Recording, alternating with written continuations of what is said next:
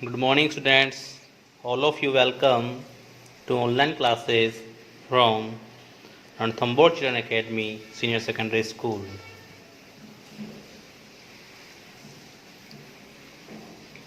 हम इंग्लिश पढ़ रहे हैं। इसमें हमारा टॉपिक टेंसेस चल रहा है।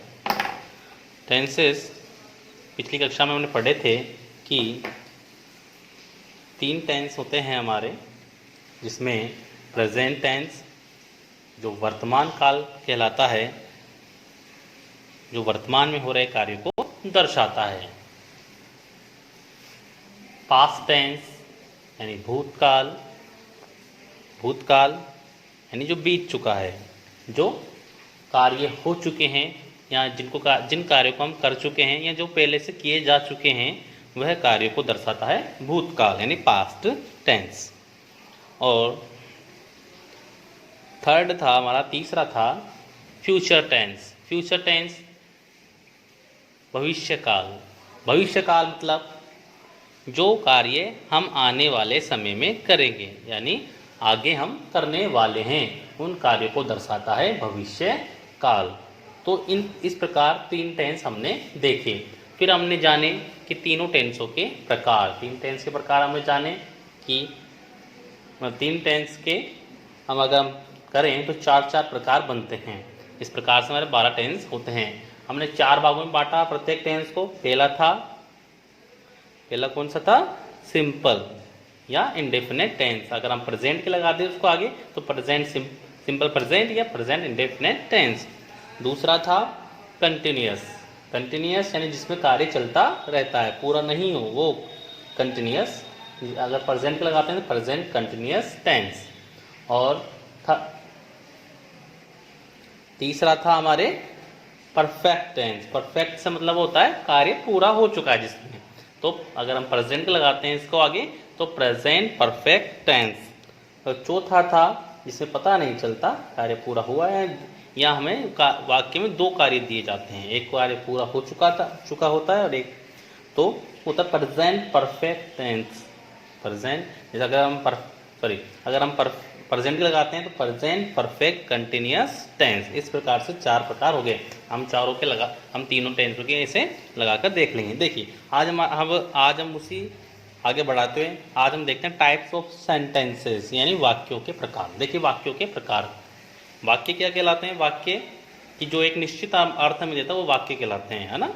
जिन शब्दों का या जिन शब्द समूहों का एक अर्थ निकलता है वह हमारे क्या कहलाते हैं? वाक्य कहलाते हैं। जैसे राम खाना खाता है, ये इसका अर्थ निकलता है, ठीक है। तो वाक्यों के प्रकार हमें देखने तो सबसे पहले सिंपल सेंटेंस या अफर्मेटिव, जिसे हम अफर्मेटिव भी बोलते हैं, यह साधारण वाक्य होते हैं। क्या होते हैं? साधारण वाक्य। देखें साधारण वाक्य, जैसे कि मैं उदाहरण देता हूं आपके सामने, राम खाना खाता है, यह एक साधारण वाक्य है।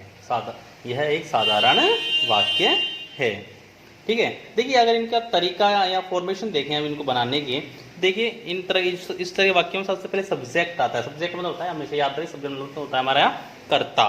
सब्जेक्ट मतलब क्या निकलेगा? कर्ता। अब कर्ता कौन होता है? हमेशा याद रखिए, कर्ता होता है क्रिया को करने वाला, यानी जो वाक्य में कार्य करता है। जैसे राम खाना खाता है, अब खाना कौन खा रहा है? अगर आप वाक्य से ही अगर सवाल करेंगे तो आपका कर्ता निकल जाएगा।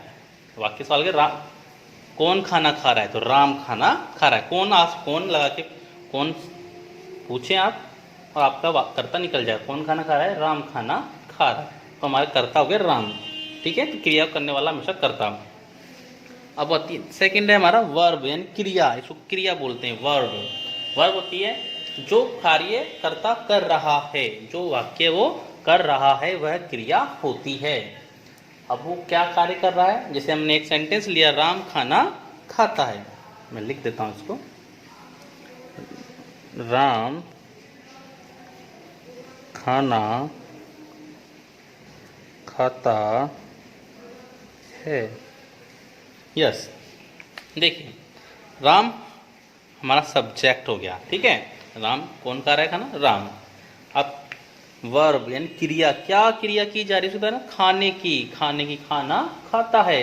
तो क्या कर, ये हमारी क्रिया हुई, क्रिया, ठीक है, उसके द्वारा जो क्रिया की जा रही है ना, जो काम किया जा रहा है वो उस वाक्य की क्रिया हुई, तो खाता है।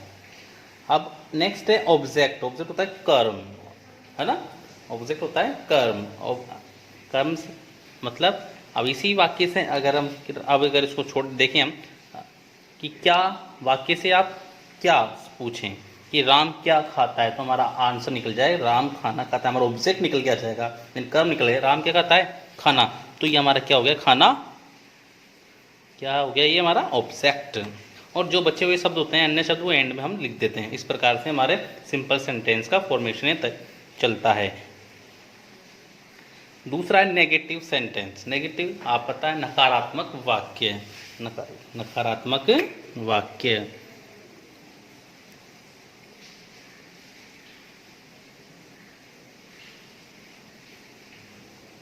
अब नकारात्मक वाक्य मतलब अगर अंग्रेजी में देखें तो आपको नोट मिलेगा, अंग्रेजी में नोट मिलेगा, और हिंदी में आपको क्या मिलेगा, नहीं, यानी नहीं, जिसमें हमें नहीं का भाव मिले, नकारात्मक भाव मिले, वो नकारात्मक वाक्य होगा।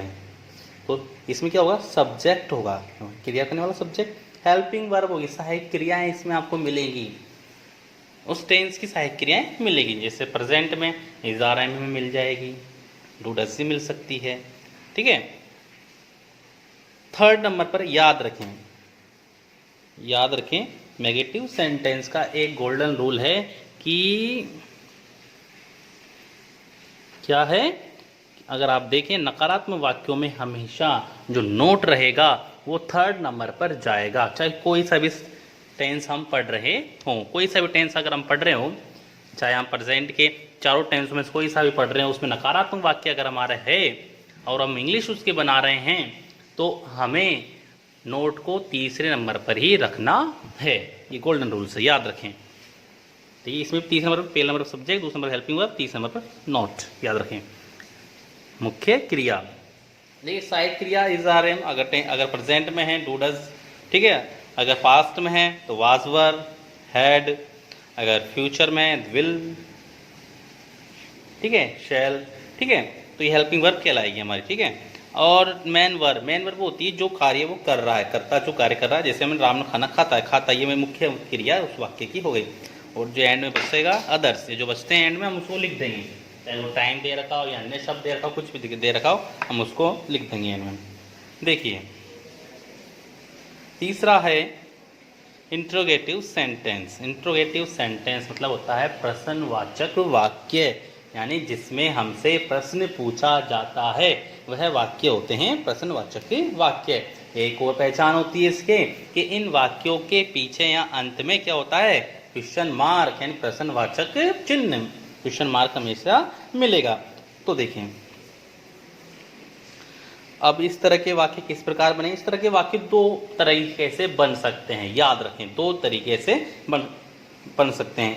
पहला तरीका क्या है, हेल्पिंग वर्ब से ही स्टार्ट करेंगे, टेंस के अनुसार ये स्टार्ट करेंगे, या टेंस के अनुसार, किसके अनुसार, टेंस के अनुसार। देखिए जो भी टेंस हमारा चल रहा होगा, जो भी टेंस हमारा चल रहा होगा, अगर प्रेजेंट चल रहा है, प्रेजेंट इंडेफिनिट चल रहा है, तो डू या डज से स्टार्ट कर देंगे। अगर हमारा अगर हमारा फ्यूचर चल रहा है तो विल या शैल से स्टार्ट करेंगे। अगर हमारा पास्ट चल रहा है तो वाज या वर या हैड से स्टार्ट करेंगे। तो उस टेंस के अनुसार उस टेंस की हेल्पिंग वर्ब से हम वाक्य का स्टार्ट करते हैं। अब ये दो तरीके से बना रखे हैं, कब बनाएंगे, दोनों तरीके का कब उपयोग करेंगे देखते हैं।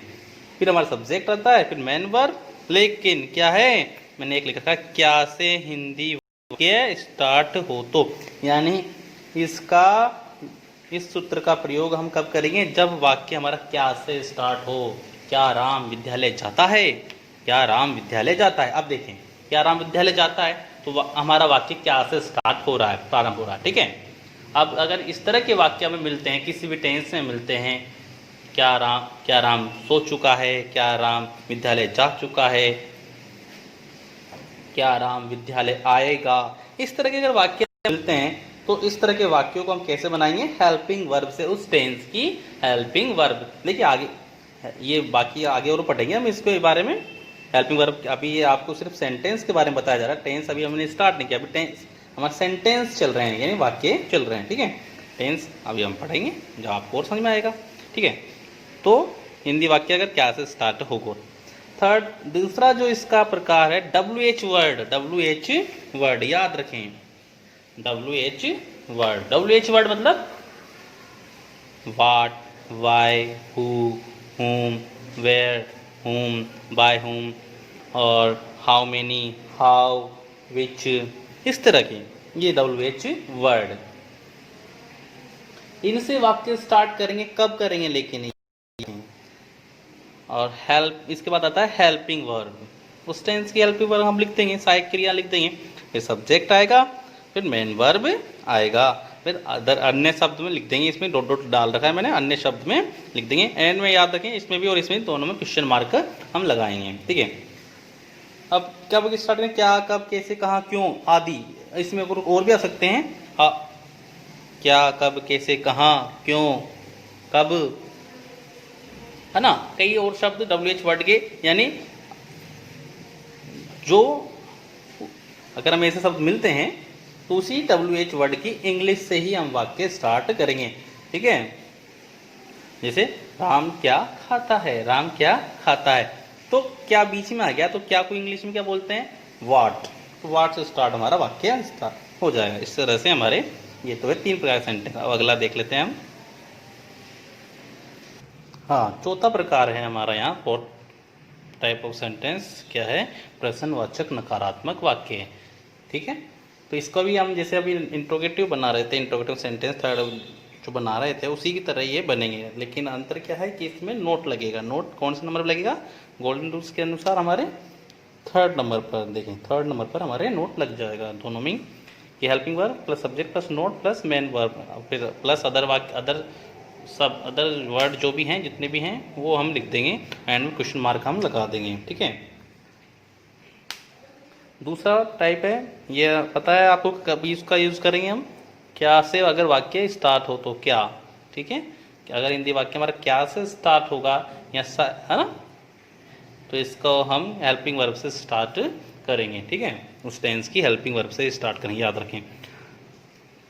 सेकंड प्रकार है WH word plus helping verb plus note, ठीक है। 30 नंबर पर नोट लगाना है, बाकी रूल्स वही हैं, क्या, कब, क्यों, कैसे, कहाँ, वे, ठीक है। इस तरह के अगर शब्द अगर हमें बीच में मिलते हैं वाक्य के बीच में, तो हम इसका प्रयोग करेंगे, नोट को हम 30 नंबर पर लगा देंगे, बाकी रूल्स वही हैं। देखिए अभी हमने इन सेंटेंसों में कुछ चीज़ें पढ़ी हैं। सब्जेक्ट, तो सब्जेक्ट क्या होता है कि कर्ता, इसे बोलते हैं हम हिंदी में, तो क्रिया को करने वाला कर्ता होता है। जैसे Ram cooks food, Ram cooks food, ठीक है।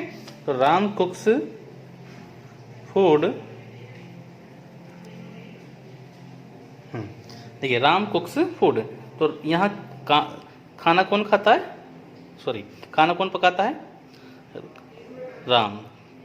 तो राम यहाँ क्रिया को करने वाला है, जो कार्य हो रहा है वो राम कर रहा है, ठीक है। तो राम यहाँ हमारा सब्जेक्ट हुआ, ठीक है। सब्जेक्ट को भी हम सब्जेक्ट भी हमारे 2 प्रकार के होते हैं, इसको भी बताएंगे हम। सब्जेक्ट के भी 2 प्रकार के होते हैं, ठीक है।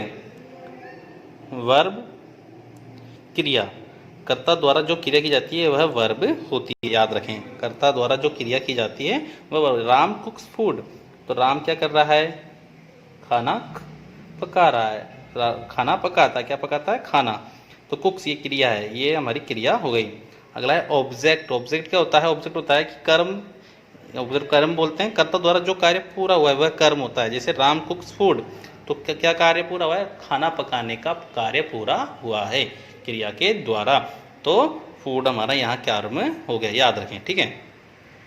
देखिए सब्जेक्ट हमारे 2 प्रकार के हो सकते हैं, तो सिंगुलर और एक प्लूरल, यानी एक वचन और एक बहुवचन का, ठीक है। तो इसमें he, she, it, name, he, she, it, name. He, आप पता है ही का मतलब क्या निकलता है, वह। देखिए मैं लिख देता हूँ एक बार। हाँ देखिए, ही इंग्लिश में हम कर्ता देख रहे हैं, ही, वह, उसे, उसने, ठीक है। अगर ये हमें पुरुष के लिए मिले, पुरुष यानी मेन के लिए, मेल के लिए अगर हमें ही अगर हमें वह, उसे, उसने मिलता है, लेकिन अगर वो पुरुष के लिए हो तो हम ई का यूज़ करेंगे। शी, वह, उसे, उसने अगर स्त्री के लिए मिले तो हम शी का प्रयोग करेंगे, याद रखें। इट का मतलब यह है, और नेम, नेम मतलब नाम, किसी भी व्यक्ति का नाम हो, अगर एक ही व्यक्ति हो तो हम वहाँ नाम, जैसे Ram cooks food, Ram goes to school, तो राम, ठीक है। या नाम एक है तो नाम, अगर नाम होगा तो भी हमारे एक वचन करता ही वो कहलाए। प्लूरल बहुवचन आई, आई देखिए मैं, आई एक ऐसा सब्जेक्ट है हमारा जो अकेला होते हुए भी, सिंगुलर होते हुए भी बहुवचन में आता है।